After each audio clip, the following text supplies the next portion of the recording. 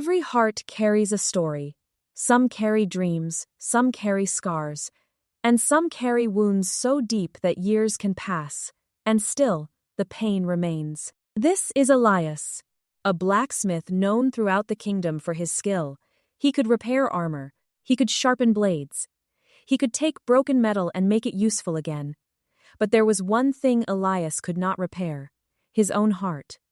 Years ago, Elias had been betrayed by the person he trusted most, and from that day on, something inside him cracked. Like the sword in his hand. No matter how often he heated it, no matter how hard he hammered it, the crack remained.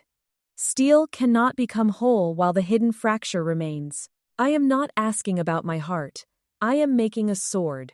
Sometimes God uses the thing in your hand to reveal the thing in your soul. Forgiveness is not powered by human strength. It begins by the power of God. When Jesus breathed on his disciples, he gave them the Holy Spirit.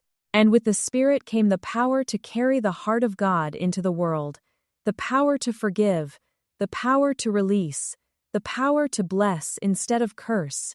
Salvation itself begins with forgiveness received, and when we become the people of God, forgiveness becomes part of the power entrusted to us. It is holy. It is serious.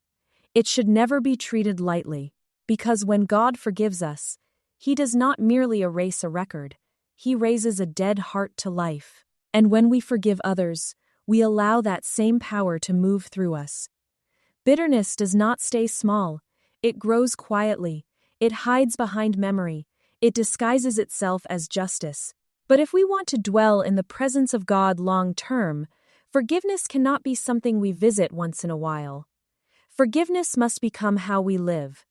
Because forgiveness is not only something God does. Forgiveness flows from who God is. Peter asked Jesus how many times forgiveness was required. 7 times? Jesus answered with a number that was not meant to be counted. 70 times 7. In other words, forgiveness is not a transaction.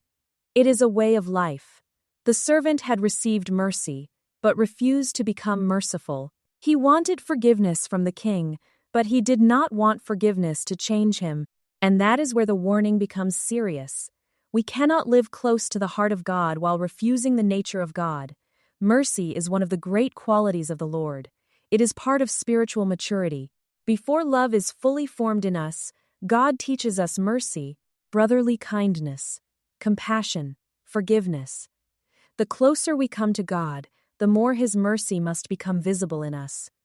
Why did God allow it? Because you only saw the wound. God saw the whole road. Sometimes we only see one page, while God is holding the whole book. Joseph understood this.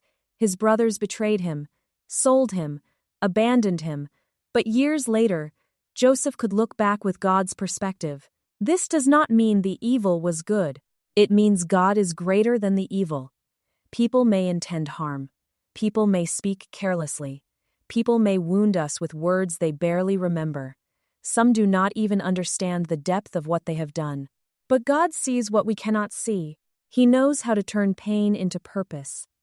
He knows how to take what was meant for destruction and use it for redemption. Jesus saw from the Father's perspective.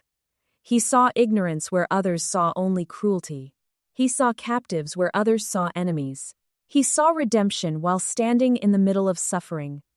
When God gives us his perspective, he gives us peace to forgive, not because the wound did not matter, but because his purpose is bigger than the wound.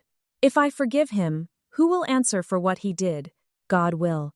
And if he never suffers for it, then you must decide whether you trust your eyes or God's justice. Forgiveness is not saying evil never happened. Forgiveness is not pretending betrayal did not hurt. Forgiveness is not calling darkness light.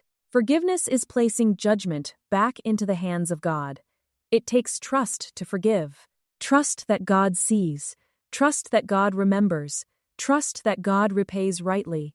Trust that God is merciful without being unjust. Jesus said the Father sends rain on the just and on the unjust. That means God may allow us to live near unjust neighbors, work with difficult people, walk beside people who have wounded us. But he does not call us to curse them. He calls us to bless them. In the end, God separates the wheat from the tares. That is His work, not ours. Our work is to become like the Father, merciful, forgiving, mature, whole. Corrie ten Boom. Suffered in a Nazi concentration camp. She lost family. She witnessed cruelty. And yet she learned that forgiveness was not a feeling first. It was an act of surrender. A decision of the will before God. Elizabeth Elliot knew suffering too. Her husband, Jim Elliot, was killed while trying to reach the very people God had called them to love. From a human perspective, it looked like tragedy. It looked like evil had won. But Elizabeth trusted that God was writing something bigger than what she could see. She later returned to minister among the people connected to her husband's death. That kind of forgiveness does not come from human strength. It comes from trusting that the will of God is bigger than our pain, bigger than our expectations, bigger than our wounds. When we forgive, we are not saying the evil was good. We are saying God is greater than the evil. I have no right to be here, Lord. Bless him. Not punish him.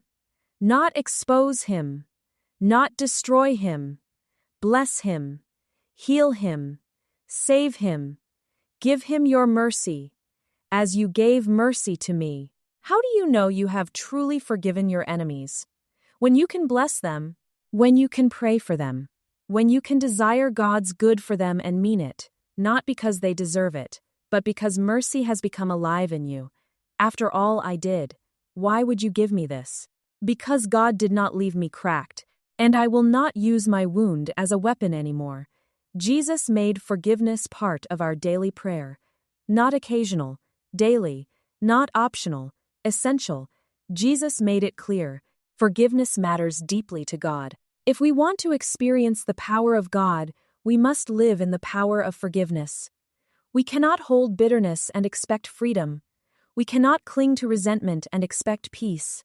We cannot ask for mercy while refusing to become merciful. Forgiveness purifies us. And sometimes that purification gets hot, very hot. The refining process is not gentle. Gold is purified by fire, silver is purified by heat, and sometimes the heart is purified by forgiveness. The fire exposes what is hidden: bitterness, pride, revenge, fear, the need to be right, the need to repay. But God does not put us in the fire to destroy us. He puts us in the fire to purify us. The fires of forgiveness make the heart pure. They make the soul soft. They make mercy strong. And Jesus said, "To be perfect as the Father is perfect is to become complete in mercy, complete in love, complete in forgiveness, not weak, not passive, not blind to injustice, but purified, free, whole." Forgiveness begins with the power of God. Forgiveness reveals the essence of God. Forgiveness gives us God's perspective. Forgiveness trusts God's justice. And true forgiveness learns to bless. The world says, hold on until they pay. But Jesus says, release them and follow me. Because forgiveness is not the loss of power. Forgiveness is the power of God flowing through a surrendered heart. And when the fire has finished its work, what remains is not bitterness. What remains is gold. The heart that forgives is the heart that has been touched by God. And the one who has been forgiven much can love much.